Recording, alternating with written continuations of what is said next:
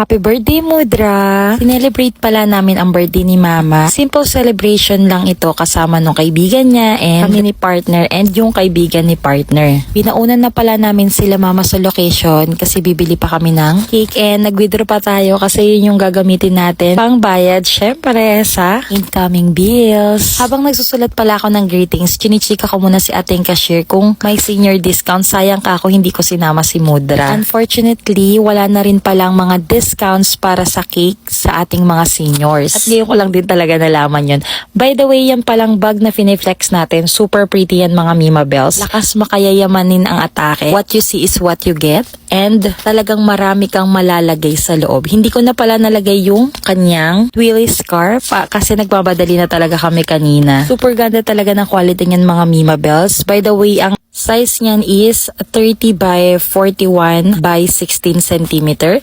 Ilalagay ko na lang din dyan. Makapal din yung strap niyan if ever gusto nyo gawin siyang body bag. Pero if hindi naman, pwede nyo siyang gawing handy bag lang. Napaka-pretty mga Mima Bells. Start na pala kami mag-order mga Mima Sor. And ayan pala ang ating ribs sarap. Very affordable lang yung kanilang meal. Kaya dito ko rin talaga pinili i-celebrate. Maliban sa malapit lang talaga siya sa amin is hindi din talaga nakakabutas ng bulsa. Bago pala kami pumunta dito, nagpansit na rin kami para ibigay sa mga kapitbahay and sa mga kaibigan din ng Mudra Kels ko. Every year, tuwing birthday ni Mama, nagpapansit talaga kami. Katulad ng kasabihan, ang pansit nga is long life. Bago din pala kami pumunta dyan, talaga nagpa-reserve na rin kami. Mabilis din mag-reply yung kanilang page.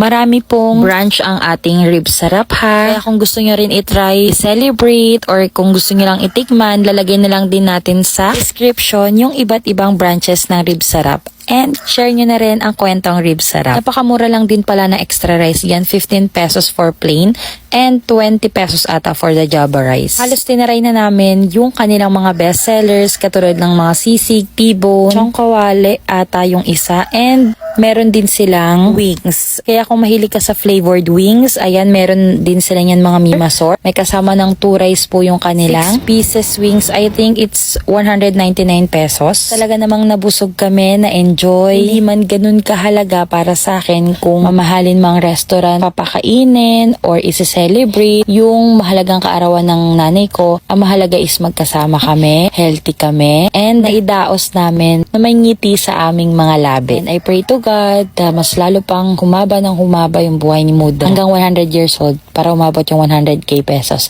Charis! And again, happy birthday sa pinakamamahal kong babae sa buong mundo. Walang iba kundi ang aking ina. Yun lang. I love you so much, Mudra Kels. That's the end of our mini vlog. Yun lang. Bye!